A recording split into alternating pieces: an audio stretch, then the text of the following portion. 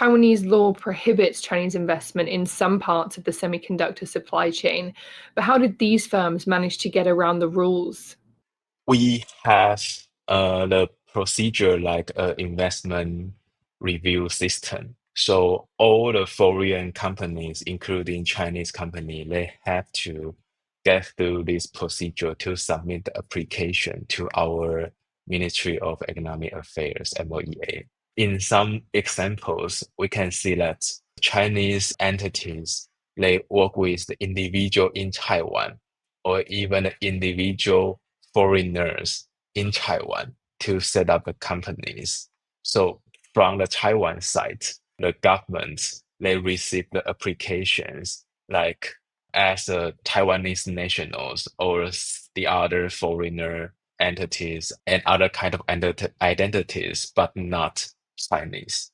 So they could not at the first moment to identify whether this new setup or new startup have affiliations with any Chinese entities, especially with Chinese semiconductor companies. And how serious is the threat of operations like this to Taiwan's chip industry? We do have very rich, very in technology incentive chip industry in Taiwan. And we all know that TSMC is leading in the world, especially in the chip manufacturing technology. So there would be talent, technology, and so many industrial know-hows contained within this ecosystem. These are all the key informations or the key assets that Chinese chip manufacturer or chip companies they would like to acquire.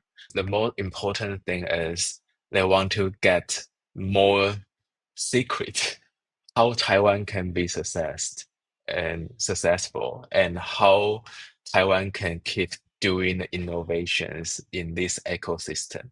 And they want to get as much as they can. And this kind of business operations, illegal business operation in Taiwan could facilitate the Chinese entity to acquire more information and know-how from here. Some of these Chinese firms supply US tech giants like Nvidia.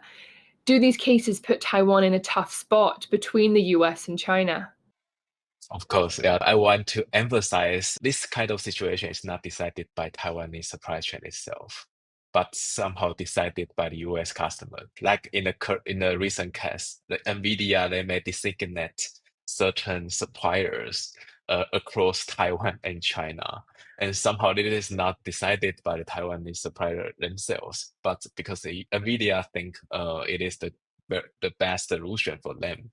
So they may ask the Taiwanese supplier to work with some Chinese supplier, or maybe it is not uh is it is not transparent enough. So they may not have enough information to identify whether there was some economic risk behind it. But now they should do more. They should understand their supply chain more and to get rid of some potential economic security risk.